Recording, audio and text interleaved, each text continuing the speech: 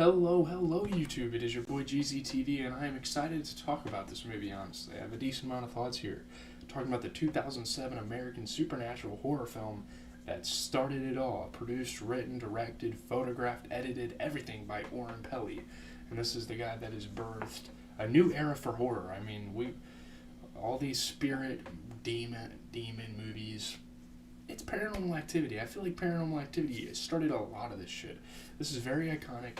I was put onto this movie as a kid. This came out when I was 4. I probably watched it when I was like 8 with my cousin who used to be super obsessed with horror movies, which is probably why I like horror movies now. But yeah, we got Katie Featherston, we got Micah Sloat as the main characters. Let's get into the plot, critical reception. Very excited to talk about this. So it follows the couple, Katie and Micah, who move to a new house in San Diego. Katie claims an evil presence has been haunting her since she was a child, so Micah sets up a camera in their bedroom to record any paranormal activity that occurs while they sleep, hence the title Paranormal Activity. And it's almost like a Ghost Hunters vibe mixed with like a found footage film. It's really interesting and really revolutionary, and I will say this probably isn't my favorite movie in the world, probably not even close, but like I really appreciate, what they've been doing for the horror genre with this franchise. I mean, it's a pretty successful franchise. Look at the box office numbers. So, psychic Dr. Fredericks visits Katie and Micah, who suggests Katie's being haunted by a demon that feeds off of negative energy and is intent on tormenting her. This demon's like not going away. It's been around since she was like 8, whatever. We don't know why. No one ever figures out why this is happening. But she said something like this happened to her and her younger sister Christy when they were kids. So again, been going on for a while. So he advises not to communicate with the demon without a demonologist, without like a professional to like help you out with this. But Mika continues to film and seek it out, and Mika's obviously like the typical stupid horror film character. It's typical. So the camera captures many strange occurrences during the night. They start off as minor noises, flickering lights, and bedroom door movements, but over time escalate to loud thuds, violent door slamming, and demonic grunts and screeches, and all sorts of weird-ass noises, heard throughout the night. Obviously the movie gets more and more intense. It's got pretty solid pacing. I was kind of skeptical of it at first. I was like, well, when is everything going to happen? I don't know. It's kind of disappointing towards the end, okay? Because, the big parts don't happen till the end of the movie. You just have to stick around, which I think is kind of the beauty of these movies, is that you have to wait till the end to really get what you came for. So, I don't know. It's a pretty genius concept. I don't know if they're the greatest movies ever, but it's awesome. I really appreciate someone doing something new in horror. At the time, this was insane, this concept. And it's a low-budget film, too, so keep that in mind as we go on.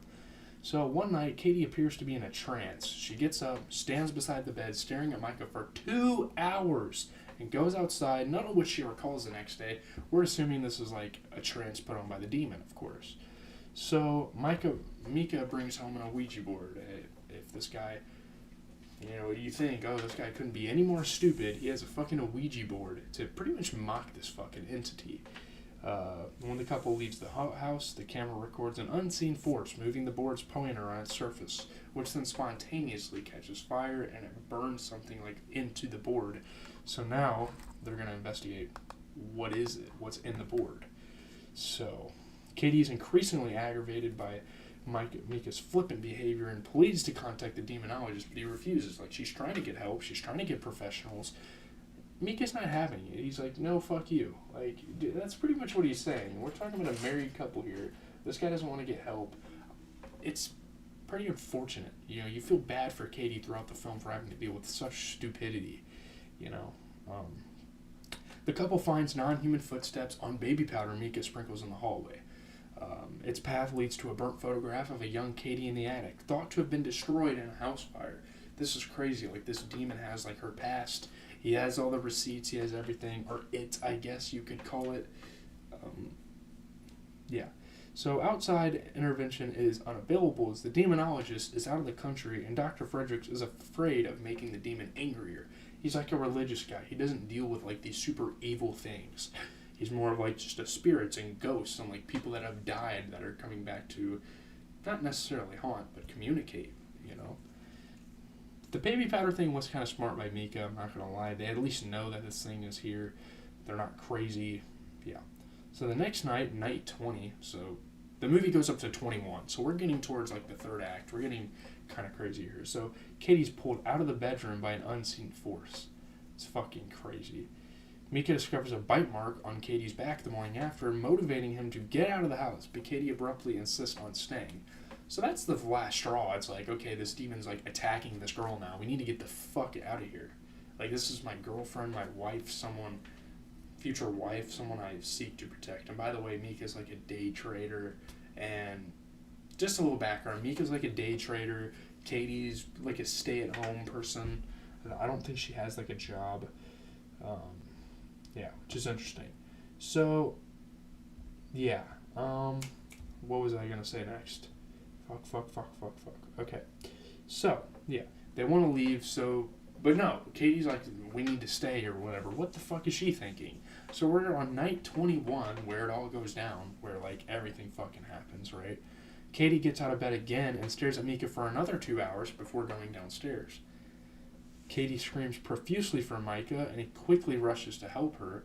Afterward, Micah screams in pain with loud thuds, and you can only assume he got killed by the demon, or he got killed by Katie, possessed by the demon. It's very mysterious. Excuse me. The movie leaves a lot of things up for interpretation, which is another really cool tactic that they kind of use. So, after a moment of silence, Micah's body is violently hurled at the camera, which is knocked off the tripod, revealing Katie standing in the doorway with blood on her shirt. So now we're like, okay, this demon like possessed her, and now she killed her boyfriend. That's what happened. So she crawls to Micah's body and then looks at the camera with a grin. Quite fucking evil. Whoever played Katie did an amazing job at making this one of the most menacing end scenes to any of these Paranormal Activity movies, because trust me, I've seen a couple of them. I don't know. There was... Excuse me, sorry. There was one that had a pretty scary ending. I genuinely scared me more than a lot of films have. But this one was pretty fucking menacing. So, yeah, I mean, as she lunges towards the camera, her face takes on a demonic snarl, and the scene cuts to black. So the epilogue text states, Mika's body is discovered by the police, and Katie is missing, so that's kind of where we're left off. And I think each of these movies follow a different group of people, so that's kind of interesting. I don't know. I feel like anthology films, maybe, is that what they're called? But there's alternate endings, there's like scrapped endings, blah blah blah. I might read through those later on in the day, just curious, but I don't really feel to discuss in the video, so let's get into the review. I actually just got done reading some of the alternate endings, and they were kind of interesting, but let's get into the review here. What everyone has to say, what I have to say. At first when I was watching this, I was like, okay, these are pretty bad. Like, I don't really care for any of the Paranormal Activity movies, but then I just understand, like, the budget of it all and how this has really changed the horror genre. So this is definitely a movie that's not great, but and the franchise as a whole is not great. But you have to appreciate it for, like, what it's trying to do. So, using its low-budget effects and mockumentary method to great result, Paranormal Activity turns a simple haunted house story into 90 minutes of relentless suspense. It's pretty good, man. This movie's really not that bad. It's not as bad as I remember either, so it's cool. I mean, it illustrates one of my favorite points, that silence and waiting can be more entertaining than frantic fast-cutting and berserk effects. For extended periods here, nothing at all is happening, and believe me, you still won't be bored. Like, this movie finds a way, you know. And it's cool, man. It's frightening, freaky, terrifying. Paranormal Activity scrapes away 30 years of encrusted nightmare cliches. It really just broke the boundaries for horror movies. I think it's really dope. It could be one of the best horror movies of the 2000s, because trust me, we've gotten some cheap shit. And like recently on the channel especially, this is a good time to be reviewing this movie, because recently on the channel we have been watching a lot of really like 2000s horror movies, and they've been not really as good as this one, you know? I would say like Hostel is up there, but other than that, I'm breaking out everywhere. I don't think like a lot of the 2000s movies really stack up to this that well.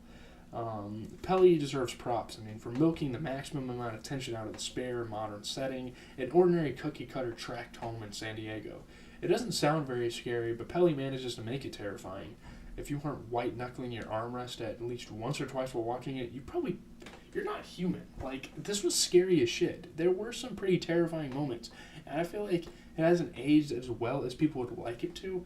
But I don't know. I can give some faults to the film. It's not flawless. I mean, it's pretty decent though. It's still a decent movie. I mean, it's got a reliance on cheap jump scares and even cheaper found footage style. You can talk shit on that, but I don't know. It was, I don't know. I mean, it's very obvious what's gonna happen in the film. It seems. You kind of see the story itself before, but like the presentation is what really gets me here. It's almost like formatted as like a YouTube gag. I don't know. It went viral though. It was cleverly marketed, all that stuff. So yeah, I don't really have much to say. This is gonna be a short outro. I'm out. Sorry if that wasn't enough for you guys, but we got that Harden video brewing for tomorrow too. So stay tuned for that. I'm out.